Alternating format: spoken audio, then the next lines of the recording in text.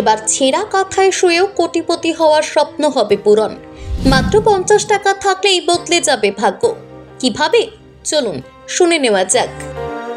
একটা সময় ছিল যখন হাতে 50 টাকা নিয়ে বাজারে গেলে একবেলার বাজার হয়ে যেত।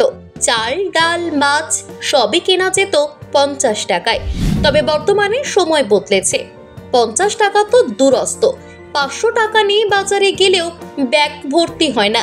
কারণ একটাই, আর সেটা হলো নিত্য প্রয়োজনীয় জিনিসের দাম আকাশ ছোঁয়া।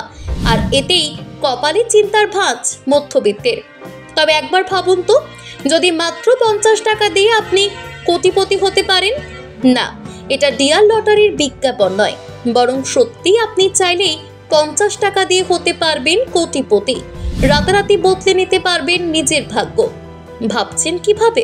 তাহলে চলুন বিস্তারিত শুনে নেওয়া যাক। একটি 50 টাকার নোট বদলে দিতে পারে আপনার ভবিষ্যৎ। যদি সঠিকভাবে সেটিকে সঠিক জায়গায় বিক্রি করতে পারেন, তাহলে সেখান থেকেই ফিরে যাবে আপনার ভাগ্য। এই 50 টাকার নোটের আন্তর্জাতিক বাজারে বিরাট চাহিদা রয়েছে। তবে এই নোটে থাকতে হবে বেশ কয়েকটি বৈশিষ্ট্য। একটি 50 টাকার নোট থেকে আপনি পেতে পারেন লক্ষ লক্ষ টাকা। আপনার কাছে যে পুরনো 50 টাকার নোটটি থাকবে, সেখানে যে নম্বরটি থাকতে হবে সেটি হলো 786। এই সংখ্যাটি একটি বিশেষ শ্রেণীর মধ্যে বেশ জনপ্রিয়। তারা এটিকে বিরাট ভাগ্য বলেই মনে করে থাকেন।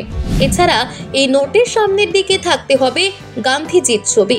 যদি এই নোটটি আপনার কাছে থাকে, তাহলে সেটিকে আপনি 7 লক্ষ টাকার বিনিময়ে বিক্রি করতে পারবেন।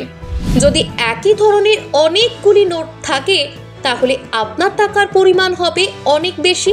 চলুন এবার শুনে নেওয়া যাক কিভাবে এই নোট বিক্রি করবেন।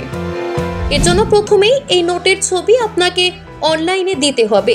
সেখান থেকেই এই নোটের টাকার পরিমাণ স্থির করে দেওয়া হবে। যারা এই নোট কিনবেন তারা আপনার সঙ্গে যোগাযোগ করে নেবেন।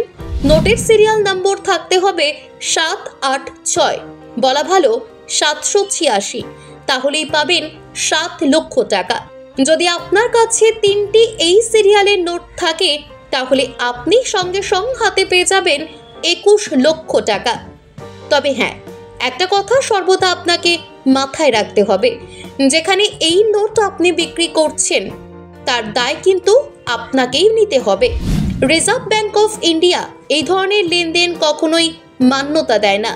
তাই যদি অনলাইনে নোট বিক্রি করতে গিয়ে আপনি কোনো ধরনের প্রতারণার শিকার হন, তার দায় কিন্তু আপনার ওপরেই বর্তাবে। তাই লোভে পড়ে তাড়াহুড়ো করে কোনো রকমের সিদ্ধান্ত নেবেন না। আগে ভালো করে ভাবনা চিন্তা করে নিন, তারপরেই পুরনো নোট বিক্রি করুন।